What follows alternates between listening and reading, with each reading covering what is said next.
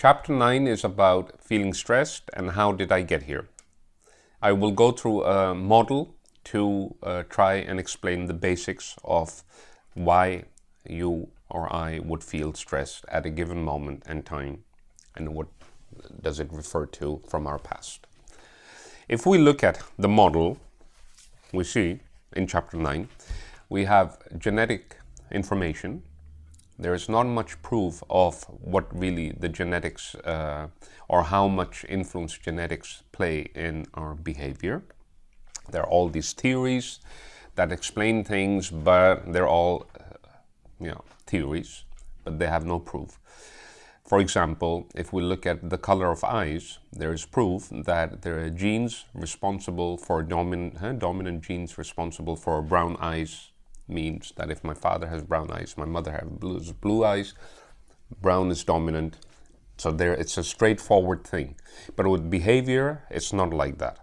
We'll say there's a bit of genetic information and there's a bit of early negative experiences. Together, they do something with us. So negative experiences with the genetic information will make us think in a certain way. For example, imagine I live on the 10th floor, there's no lift. My father works very hard. He loves us. He loves us a lot. He works very hard so that we can have a good life or decent life. But no lift. He works all day. He has an awful boss. He comes home tired. He has to go to work on a bicycle. And it rains a lot in the city he lives in. So he comes home tired, late at night, and walked up the stairs, 10 floors, comes in, and he looks in the living room. He sees me, but he walks on because he's just almost dead. For me, being 5 years old, 6 years old, I would think, as in my father is not really warm, he doesn't give me attention, he doesn't come and play with me or talk to me or whatever. So he maybe doesn't like me that much. And that thought develops as we get older. Because the way I think today, I'm 53, is of course different than the way I thought when I was 7 years old. At the same time, when my father comes in and he just goes to his room because he's dead, the child in me doesn't know that he's working hard for me. The child only thinks he ignores me, he doesn't like me, or whatever.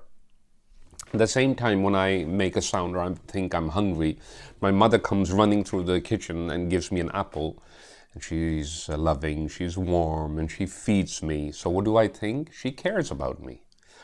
This is the beginning of our thinking process, dysfunctional thinking in the manner with my father. So as I grow older, I'm thinking, my father doesn't care much about me, he doesn't like me or whatever, and my mother does a lot.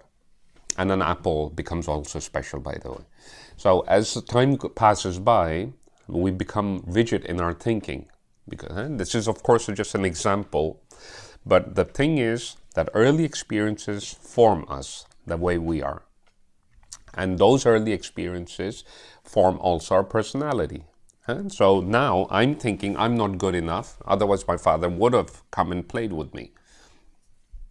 And then at the same time, we're also thinking, but if I do things well enough, maybe, then he will care about me.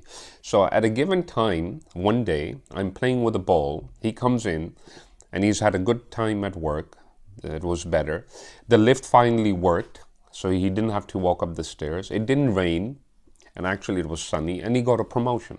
So he was in a good mood, and he wasn't that tired. So he comes home, and he sees me playing with the ball, and he says, "Great that you're playing with the ball." And what does a 7-year-old think? If I play with my football, then I do get attention. Then I will get attention. Then I'm wanted.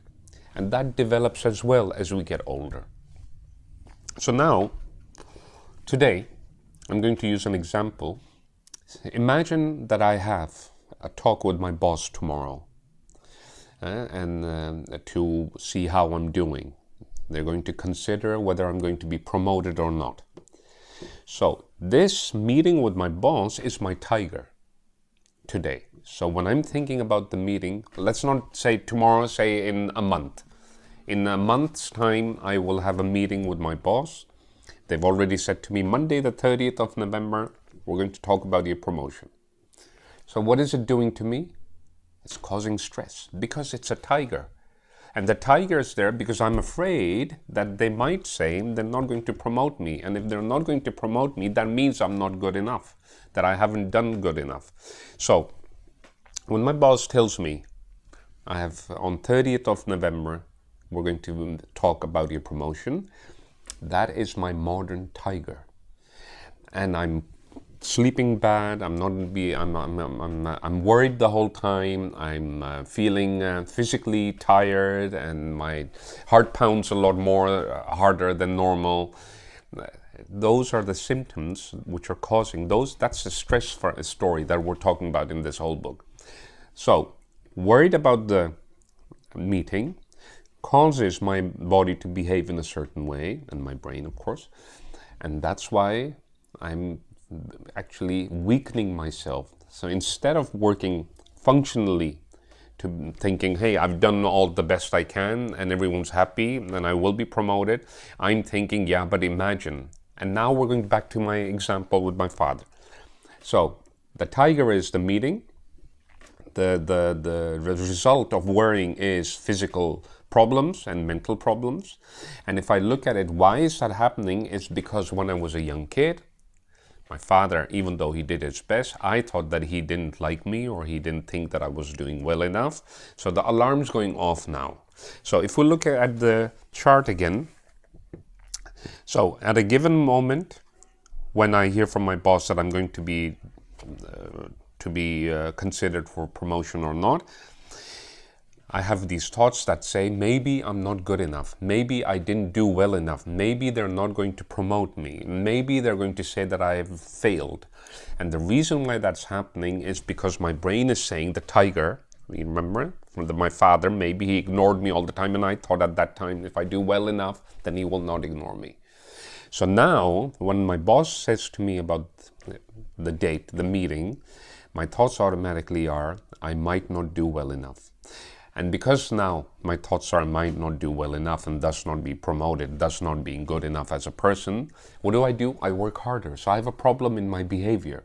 And at the same time, this thought that I'm not good enough will cause my emotions to go haywire. I might worry the whole time. I might be sad. I might feel helpless, and so on. So the vicious circle starts. This chapter is about just to understand that whatever happens today to me is a referral to what happened to me a long time ago. And it doesn't always have to be a bad thing. It could be something really normal, but it's seen through the eyes of a young person.